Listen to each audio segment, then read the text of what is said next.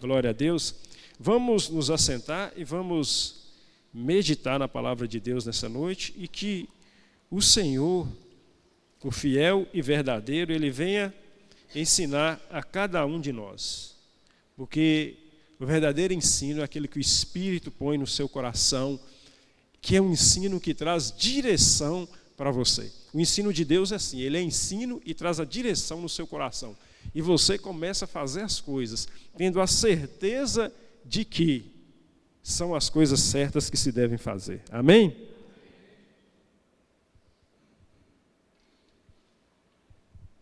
Senhor, meu Deus e meu Pai, nesta noite coloca essa palavra diante do Senhor.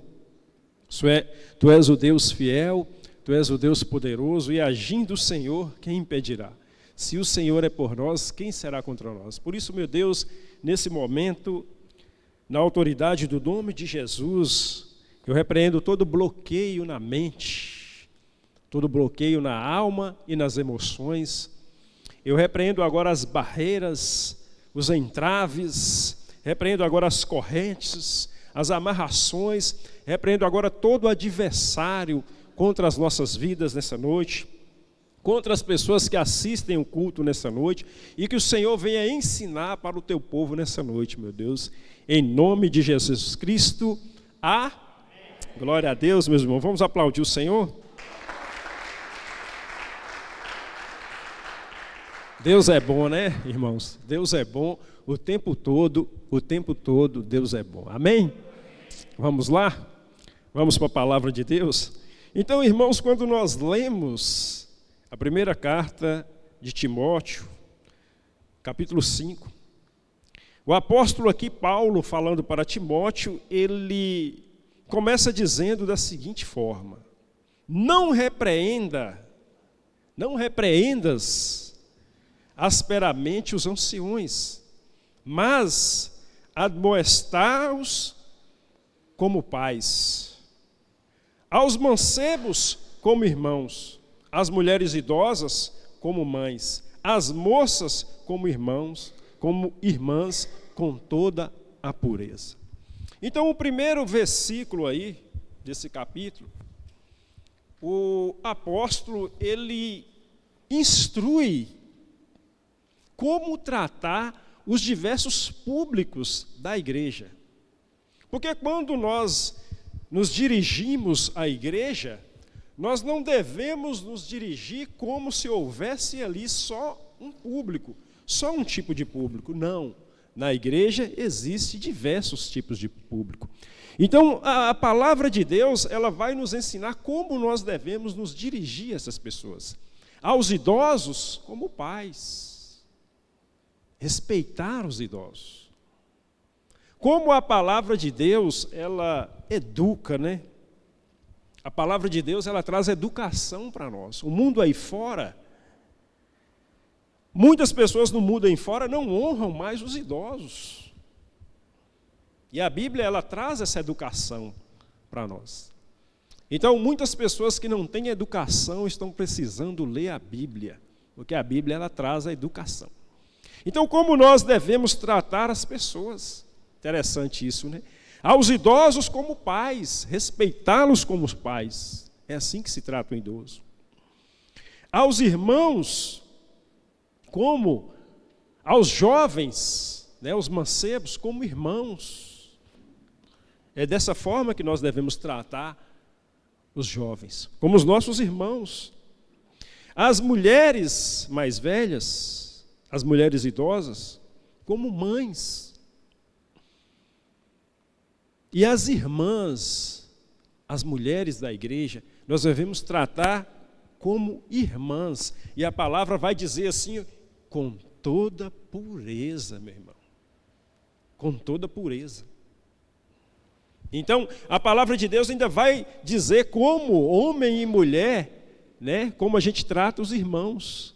Trata como irmãos, e as mulheres como irmãs e com toda pureza, com respeito. Né? Então a Bíblia, ela vai nos direcionar, a Bíblia, ela vai nos mostrar como são os relacionamentos. Olha como devem ser os relacionamentos, como o povo de Deus deve se relacionar uns com os outros. Olha o que a Bíblia está nos ensinando, isso é importante demais. Um idoso você trata como você trata seu pai, com respeito. Um jovem você trata como seu irmão, uma jovem como sua irmã, ainda com pureza. A Bíblia vai acrescentar. E as mulheres mais velhas como mães. Interessante isso, né, pessoal? O mundo está perdendo isso aí. O mundo está perdendo isso aí. Sabe por quê? Porque o mundo não tem lido a Bíblia. O mundo está se afastando de Jesus Cristo. Então, quanto mais se afastar de Jesus, quanto mais desconhecer a palavra de Deus, mais os valores vão se perdendo. Por que o mundo está perdendo os valores? Porque está se afastando da palavra de Deus. Porque está se afastando do conhecimento do Deus Todo-Poderoso. Que versículo maravilhoso, né, irmãos? Que versículo maravilhoso, traz educação para nós e traz para nós a forma como nós devemos tratar uns aos outros, dentro da igreja e lá fora. Então, devemos honrar as pessoas, respeitar as pessoas. Agora vamos ao versículo 4. Mas se alguma viúva, versículo 3 ainda, e honra as viúvas que verdadeiramente são viúvas. A Bíblia vai ensinar o que verdadeiramente são viúvas. A Bíblia fala agora para honrar as viúvas. E no versículo 4 diz assim: mas se alguma viúva tiver filhos ou netos, aprenda primeiro a exercer a piedade para com sua própria família e recompensar seus pais, porque isso é bom e agradável diante de Deus. A palavra de Deus ela vai nos falar para honrar as viúvas, porque as viúvas realmente necessitam ser honradas, necessitam, né, de ajudas muitas vezes. Mas a Bíblia também vai falar que se a viúva tiver filhos, né, se a viúva tiver filhos ou netos, estes aprendam primeiro a exercer piedade para com a sua própria família. O que a Bíblia está querendo dizer? A viúva tem filhos, que os filhos cuidem dela. Sabe por quê, meu irmão? Porque não pode também sobrecarregar a igreja. A igreja deve ajudar as viúvas, mas se a viúva tem filhos, que os filhos cuidem. Nós temos que cuidar dos nossos pais. A Bíblia nos ensinando de novo. Nós temos que cuidar dos nossos pais. Nós somos responsáveis pelos nossos pais, assim como eles foram responsáveis por nós durante toda a nossa vida. Nós somos responsáveis pelos meus pais. E aí, meu irmão, você tem ido visitar a sua mãe? Você tem ido visitar o seu pai que mora longe?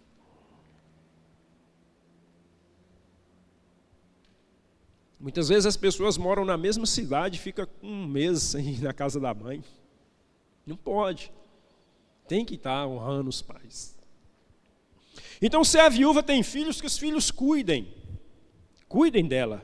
Tem que cuidar dos idosos. Mas, se alguma tiver filhos ou netos, aprenda primeiro a exercer a piedade para com sua própria família.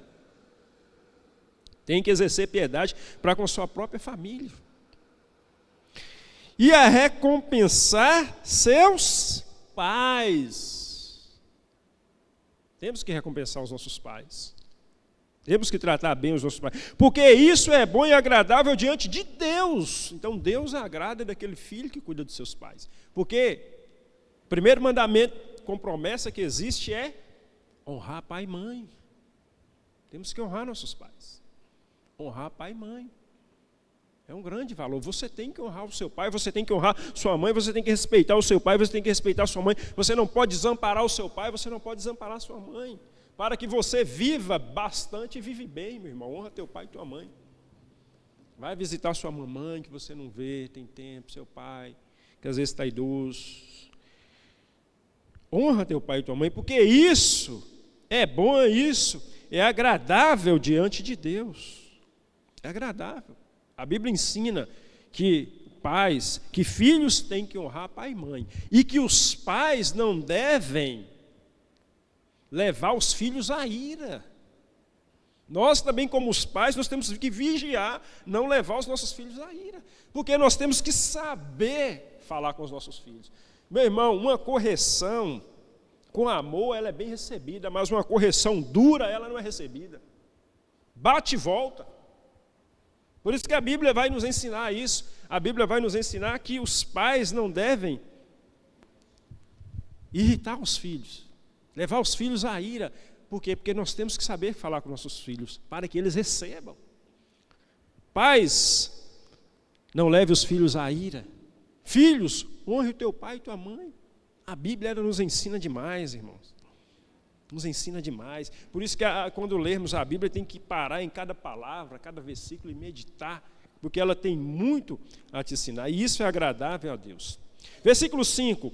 Ora, a que é verdadeiramente viúva e desamparada, espera em Deus, e persevera de noite e de dia em rogos e orações.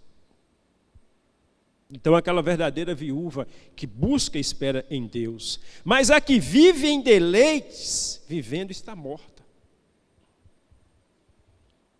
Aquela que espera em Deus, não só as viúvas, mas todas as pessoas que esperam em Deus, está certa no caminho de Deus. Mas aquele que vive em deleites, isso é a pessoa que vira as costas para Deus, esquece de Deus e vive os deleites desse mundo, está vivendo, mas está morto espiritualmente. Porque há muita coisa boa que Deus criou no mundo para você curtir na presença dEle, para você curtir na obediência a Ele. Mas essa pessoa que a Bíblia fala aqui é aquele que vive nos deleites do mundo e se esquece do Senhor, se esquece da obediência a Deus. Esse está vivendo, mas está morto espiritualmente. E vivendo está morto. Versículo 7, manda, pois, estas coisas para que elas sejam irrepreensíveis. Para que as viúvas sejam irrepreensíveis, não serem repreendidas.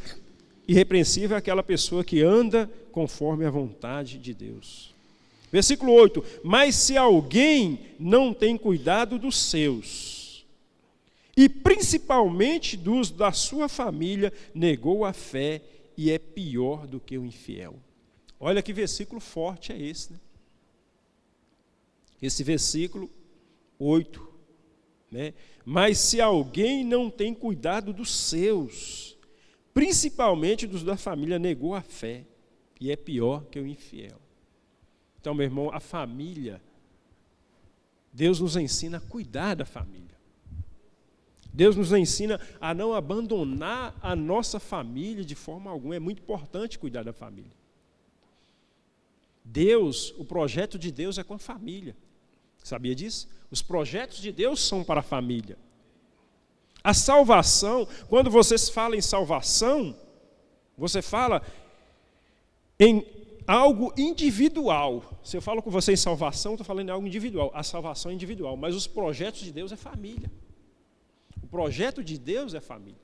Olha o Salmo 128, né? O Salmo 128, por exemplo. Bem-aventurado aquele que teme. Salmo 128, eu vou abrir o Salmo 128, vou ler com você. Porque o projeto de Deus, meu irmão, é família. Quando Jesus Cristo, né, quando Jesus Cristo está ali batizando no Rio Jordão, e desceu sobre ele uma forma corpórea de pomba, que era o Espírito Santo, e ouviu-se uma voz no céu que dizia: este é o meu filho amado em quem me comprazo. Deus não falou assim: este aí é o Salvador do mundo, esse aí é o que vem tirar o pecado do mundo, esse aí é o Messias. Deus não falou, mas Deus falou assim: esse aí é o meu filho amado. Olha para você ver que o projeto de Deus é sempre baseado em família. Sempre baseado em família. Salmo 128, bem-aventurado aquele que teme ao Senhor e anda nos seus caminhos, pois comerá do trabalho das suas mãos, feliz será e te irá bem. A tua mulher será como a videira frutífera aos lados da tua casa. Os teus filhos como plantas de oliveira à roda da tua mesa. Eis que assim será abençoado o homem que teme ao Senhor. O Senhor te abençoará desde Sião, e tu verás os bens de Jerusalém todos os dias da tua vida, e verás os filhos dos teus filhos, e a paz sobre Israel. Você vê que o projeto de Deus é baseado em família. Quando Deus chama Abraão, Deus fala para Abraão assim, ó, em ti serão benditas todas as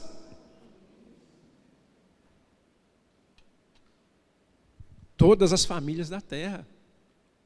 Então, meu irmão, Deus, Ele quer que nós cuidemos das nossas famílias. Deus, Ele quer que nós cuidemos dos nossos pais. Deus, Ele quer que nós cuidemos das nossas mães, dos nossos irmãos, porque a família ela é muito importante. E os planos de Deus são para as famílias. Deus criou a primeira família ao unir o homem e a mulher. Ele cria a primeira família. Então, família é muito importante. Então, a palavra de Deus ela vai dizer que aquele que esquece da sua família, ele é pior que o infiel. Pior que o infiel. Mas se alguém não tem cuidado dos seus, e principalmente dos da sua família, negou a fé, meu irmão. Não tem fé, não. Aquele que vira as costas para a sua família, ele não tem fé, a Bíblia é clara. Olha para você ver a importância que Deus dá para a família. Isso é grandioso demais. É muito grande isso. Negou a fé e é pior que o infiel. É pior que... A Bíblia vai dizer que a pessoa que não cuida da sua família, ele é pior que um desviado lá fora. Ele é pior que um que virou as costas para Jesus. Isso é muito importante, se nós formos olharmos para essa palavra. Então vamos cuidar da nossa família, porque isso agrada a Deus. Agrada a Deus nós cuidarmos da nossa família. Agrada a Deus nós cuidarmos dos nossos pais, dos nossos filhos, estarmos em união. Isso agrada a Deus. Versículo 9. Nunca seja inscrita viúva com menos de 60 anos, e só a que tenha sido mulher de um só marido. Então o que é que o apóstolo fala? O que é a instrução dele? Viúva nova? Não. Por quê, meu irmão? Porque muitas pessoas podem trabalhar e conseguir o seu sustento. Porque se a igreja, naquela época de Paulo, se ela fosse abraçar todo mundo, ela não ia conseguir. Então, se a pessoa pode se sustentar, que se sustente. Não pode sobrecarregar a igreja, não, senão a igreja não aguenta. Então, a igreja tem que ajudar, mas aqueles que realmente precisam, porque às vezes a pessoa pode trabalhar, a pessoa pode conseguir o seu sustento. Não podemos sobrecarregar a igreja. Versículo 10. Tendo testemunho de boas obras, e se criou filhos, e se exercitou hospitalidade, se lavou os pés dos santos, se socorreu os aflitos, se praticou boa obra. Aí ele vai falar das viúvas que andam na presença de Deus. Essas, nunca seja escrito uma viúva com menos de 60 anos, e só a que tenha sido mulher de um marido. Então o que a igreja está querendo dizer com isso? Que também não deve sustentar a pessoa que não está nem aí para a obra. A pessoa que virou as costas para Deus e está no mundão lá, a igreja não tem obrigação com ele, não. A igreja tem a obrigação de pregar para ele se converter, mas não de sustentar ele. Não de sustentar. E esse sustento que a igreja dá é para aqueles que estão ali, junto com eles. É isso que a palavra está dizendo aqui, nunca seja escrita, está vendo? Viúva com menos de 60 anos, e só a que tenha sido mulher de um só marido. Então, se a pessoa está aprontando, está no pecado, a igreja não tem compromisso com ele, tem compromisso de pregar a verdade para ele, mas se ele não quer, entendeu? Então, isso é o que o apóstolo está passando. Para quem a igreja devia sustentar naquele momento, senão ficaria pesado. Versículo 11. Mas não admitas as viúvas mais novas, porque, quando se tornarem levianas contra Cristo, querem casar-se, tendo já a sua condenação por haverem aniquilado a primeira fé.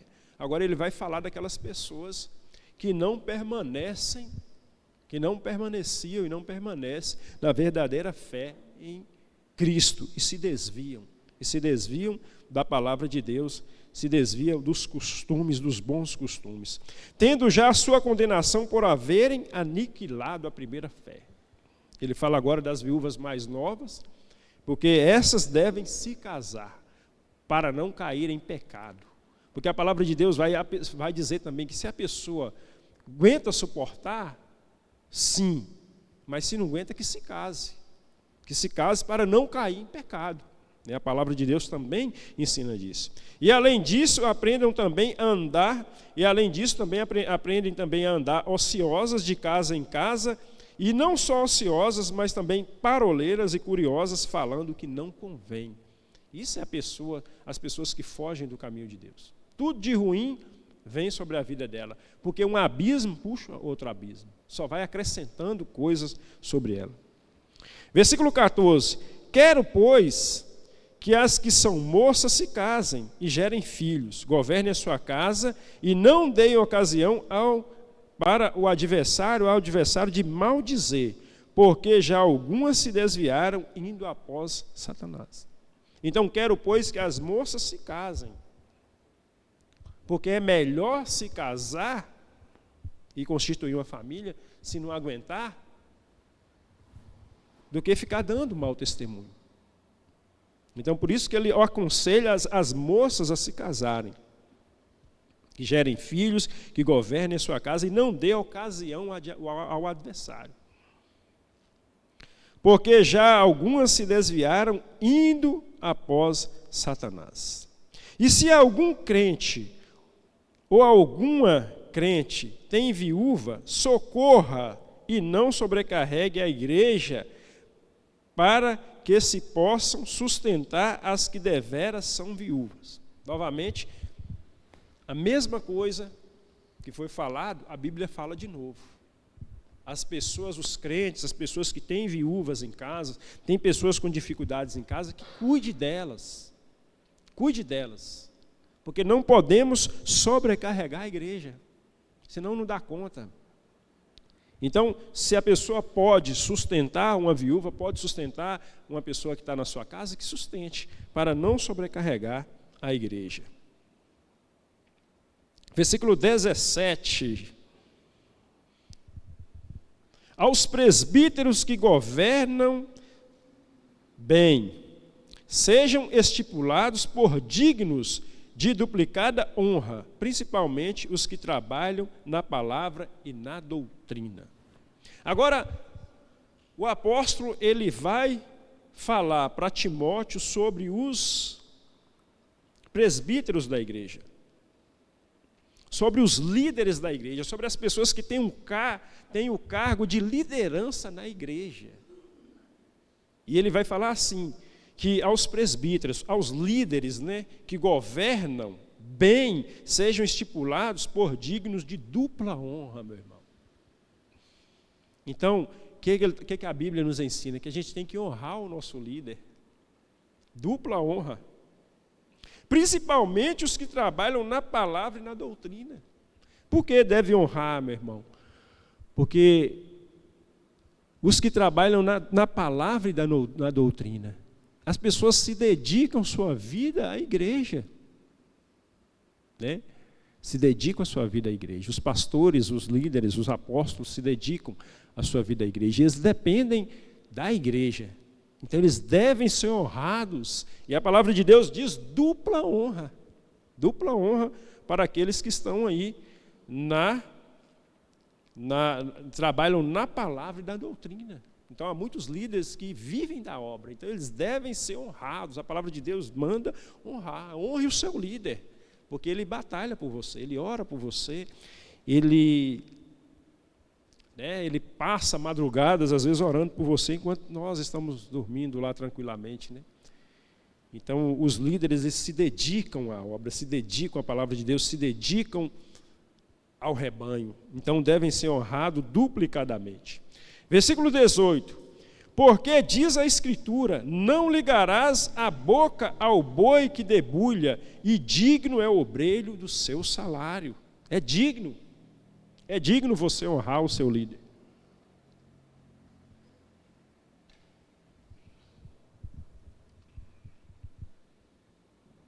Não aceites acusação contra o presbítero, senão com 2 ou 3 testemunhas. Olha o que a Bíblia vai ensinar. Não aceite acusação contra o seu líder, meu irmão. Então não é qualquer coisa que as pessoas falam lá fora que você vem trazer para o seu líder para sobrecarregar ele. Você conhece o seu líder. Se você está aqui é porque você conhece. Então, qualquer coisinha que a pessoa falou lá fora, você já repreende ele lá logo.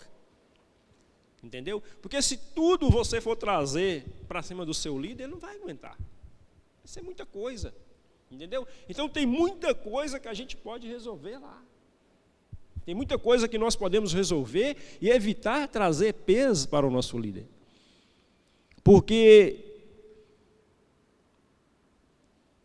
se coisinhas pequenas, uma igreja grande trazendo tudo para o líder, você imagina o fardo que vai jogar sobre ele.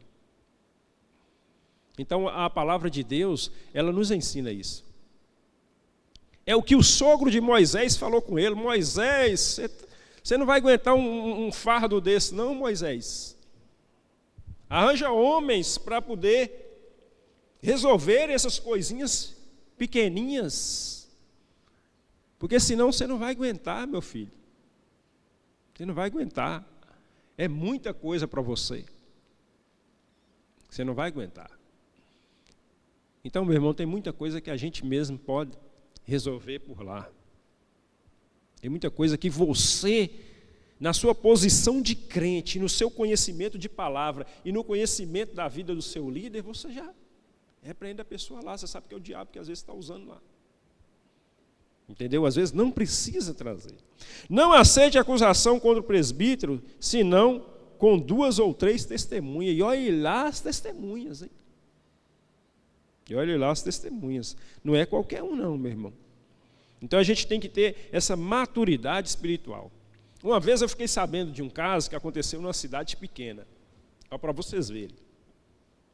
O pastor de uma igreja numa cidade pequena, ele viajou, foi fazer uma viagem para o exterior, uma viagem mais ou menos de uns 15 dias. E aí, assim que o pastor pegou o avião, estourou uma fofoca na cidade contra a vida do pastor.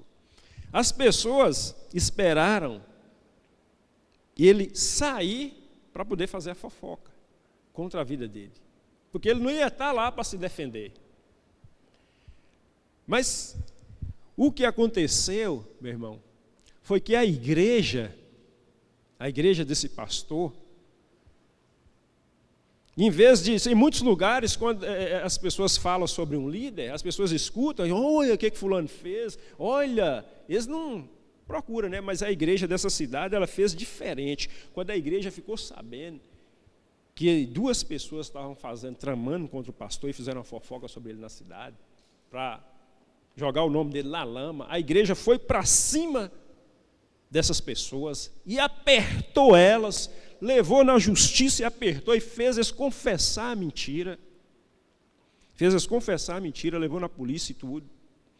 E esclareceu a verdade, e o pastor estava viajando. E eles não ligaram para o pastor, não, pastor, está acontecendo tal coisa aqui, não. Eles deixaram o pastor viajar, deixaram o pastor descansar, e eles foram para cima dessas pessoas, apertaram essas pessoas, eles tiveram que confessar, levou na justiça, apertaram mesmo, eles tiveram que confessar a mentira, o escândalo que eles armaram. Eu sei que quando o pastor chegou da viagem descansado, já estava tudo resolvido. Quando ele ficou sabendo, já estava tudo resolvido. Olha o que essa igreja fez. Eles não aceitaram, não. Eles não aceitaram o que as pessoas estavam falando. Eles foram para cima desses essas 2 pessoas que armaram essa cilada, e apertaram eles mesmo. Apertaram eles, levaram até na justiça, e eles tiveram que confessar. E quando o pastor chegou, eles só contaram para o pastor o que aconteceu, mas não tinha nada para resolver, estava tudo em panos brancos. É isso que a igreja deve fazer. Não é se aceitar conversinha fiada do seu líder lá fora, não. Não é assim, não. Nós temos que ter essa consciência, essa maturidade espiritual e saber como o inimigo age para destruir igrejas.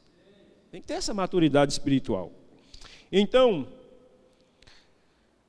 não aceite a acusação contra o presbítero. Não é assim não, meu irmão. Você conhece a vida do seu líder. Senão com 2 ou 3 testemunhas. Olhe lá quem essas testemunhas, meu irmão. Aos que pecarem, repreende-os na presença de todos, para que também os outros tenham temor. Então, se alguém pecar, alguém pode pecar. Como deve ser feito? Chama a pessoa e conversa com ela na presença dos outros, para que existe um dizer popular que o sábio, né? Existe um dizer popular que diz assim, que o inteligente ele aprende com seus erros, mas o sábio aprende com os erros dos outros. Então, quando a igreja chama alguém a atenção, né, no amor, né, chama no amor a atenção àquela pessoa, e na presença de outros, é para que aquilo também sirva de exemplo para os outros, é para não cair nas mesmas tentações. Então, os que pecarem, repreende-os na presença de todos. Mas isso aqui não é para envergonhar a pessoa, não. Repreender no amor a pessoa, mas para que os outros venham conhecer o que aconteceu, para não caírem na mesma cilada. Para que também, né, os outros também tenham temor. Isso é interessante. Conjuro-te diante de Deus e do Senhor Jesus Cristo e dos anjos eleitos, que se prevenção guardes estas coisas, nada fazendo por parcialidade. Então, o apóstolo, ele vai agora falar sobre a pureza dentro da obra do Senhor, que nós nunca devemos fazer as coisas por parcialidade, mas sim na direção do Espírito. Porque quando a gente faz por parcialidade, a gente está colocando ali a nossa opinião própria, a nossa vontade própria. Isso a gente puxa para um lado. A gente tem que ser imparcial e ir na direção do Espírito. Então, nunca nós devemos fazer as coisas na obra do Senhor por parcialidade, mas ser imparcial, isto é, ir na direção do Espírito e deixar o Espírito conduzir o que deve acontecer. A ninguém imponhas precipitadamente as mãos, nem participes dos pecados alheios, conserva-te a ti mesmo puro. Então, meu irmão, a ninguém imponhas precipitadamente as mãos. Né? Porque muitas vezes nós não conhecemos, às vezes as pessoas não conhecem as coisas e colocam precipitadamente as mãos e aí pode ocorrer problemas. Eu ouvi um caso de um obreiro de uma igreja muito longe, que uma pessoa convidou ele, não sei se era obreiro, eu sei que era uma pessoa crente, talvez nova na fé, e uma mulher chamou ele, falou assim, vai lá em casa para você orar para o meu marido. E ele foi sozinho orar pelo marido dessa mulher. E chegou lá, foi impor as mãos sobre essa pessoa. E essa pessoa, meu irmão, ela desceu um demônio, um espírito violento sobre essa pessoa lá. E essa pessoa partiu para cima dele. E só ele e a mulher em casa. E a pessoa que me contou esse testemunho disse que essa pessoa, com essa entidade no corpo, fez muita coisa com ele, né? Só não o matou, que Deus não permitiu. Deus não permitiu. Então, a libertação, ela é algo que não é de qualquer forma, né? É como aconteceu lá com os filhos de Seva, né? É a mesma coisa que aconteceu com o filho de Seva lá, os filhos de Seva que foram, o apóstolo Paulo fala que eles foram expulsar o demônio de um homem, né? E esse homem endemoniado lutou contra eles e foi mais forte contra eles, que eles tiveram que sair correndo dali, nus e feridos. Então não é de qualquer forma a obra do Senhor. Para quem está começando hoje na obra, tem que tomar cuidado com isso, porque muitas vezes a libertação, ela chama muita atenção do crente. E muitas pessoas às vezes querem ser usadas em libertação, mas tem que ter uma preparação antes, meu irmão. Tem que ter uma preparação, tem que ter o conhecimento bíblico antes, porque a gente não pode entrar num terreno desconhecido, porque é perigoso. Terreno desconhecido, você não sabe o que espera você lá. Então, cautela. Isso é, o que Jesus falou? Que nós devemos ser simples como as pombas, mas prudentes como as serpentes. Você ande simples como uma pomba. Você ande simples como uma pomba. Mas aqui na mentalidade sua, você tem que ter aqui o discernimento de ser prudente. Prudência. Tem que ter prudência. E a palavra de Deus vai falar que os filhos das trevas são mais prudentes que os filhos da luz. Porque isso é questão de vigilância. Por isso que Jesus fala, vigiai e orai. Então aqui o apóstolo vai alertar, não ponha as mãos precipitadamente. Calma, vigie. Vigie antes de tomar qualquer passo. A ninguém imponhas precipitadamente as mãos, nem participe dos pecados alheios. Então, meu irmão, está rolando pecado e tal coisa, você tem um conhecimento, fuja da aparência do mal, você não precisa nem chegar lá perto do pecado, não. A Bíblia ensina, fuja da aparência do mal. Você sabe que alguma coisa vai ser mal, vai ser ruim, você foge antes. Fugir da aparência do mal. Fuja da aparência do mal. A ninguém imponhas precipitadamente as mãos, nem participe dos pecados alheios, conserva-te a ti mesmo puro. Conserva-te a ti mesmo puro. Seja puro. Puro é santo. Santo significa separado. Se separe. Se separe da multidão. Se separe. Tem que se separar. Porque a santidade é isso. Tem que se separar. Não bebas mais água só, mas usa de um pouco de vinho, por causa do teu estômago e das tuas frequentes enfermidades. Agora, meu irmão, nós vemos o uso do vinho, um pouco de vinho, medicinalmente, né? Medicinalmente. Naquela época, nós não tínhamos os recursos que nós temos hoje, né? Então, eles usavam o que tinha naquela época. Você lembra quando o samaritano vai recolher aquele homem caído à beira do caminho? E o que ele tinha ali para tratar as feridas daquele homem? Se fosse hoje, ele ia tratar diferente, mas o que ele tinha naquela hora era azeite e vinho.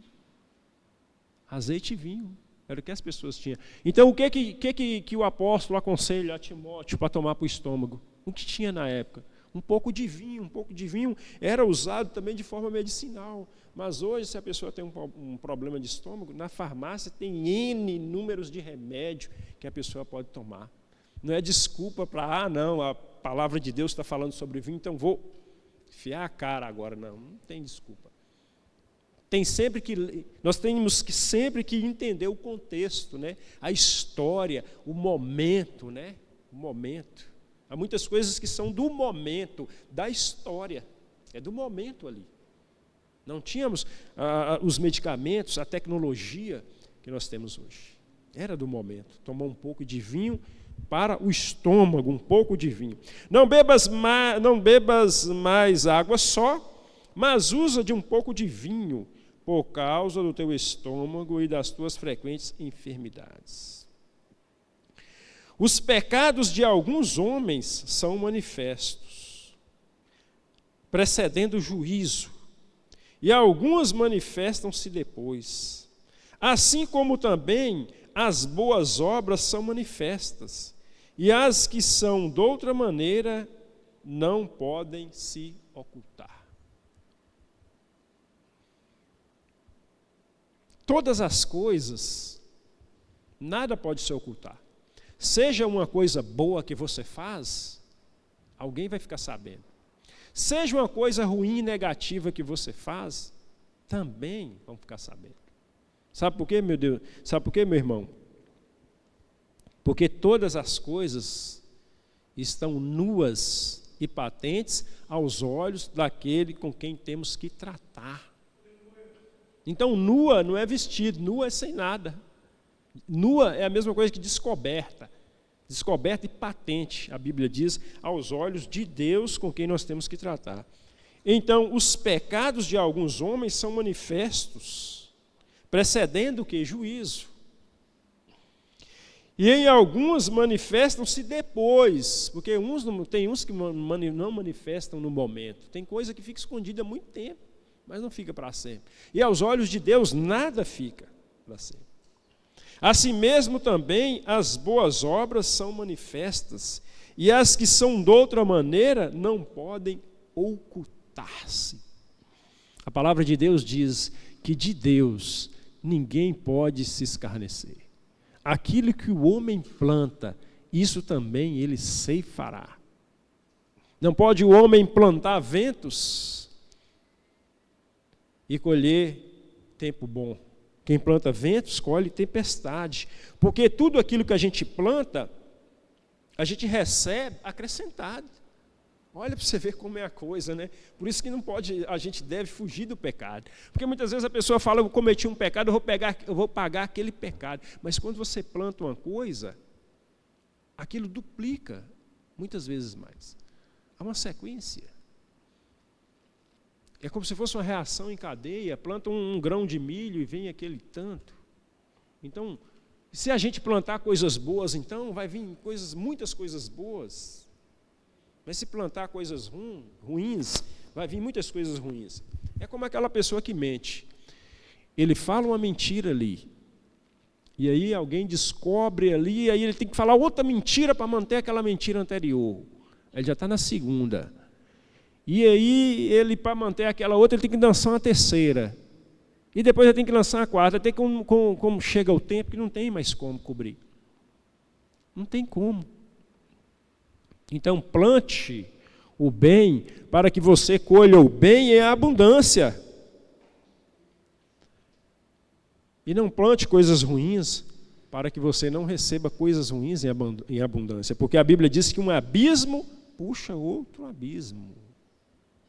Uma coisa ruim vai puxar coisa ruim, mas coisas boas puxam coisas boas. Assim mesmo também as boas obras são manifestas, as que são de outra maneira não podem ocultar-se. Amém, meus irmãos? E assim nós finalizamos o capítulo 5. Finalizamos o capítulo 5 e o capítulo 6 fica para uma outra oportunidade. Amém? Glórias a Deus. Vamos ficar de pé, vamos orar ao Senhor. Vamos dar uma salva de palmas para o Senhor?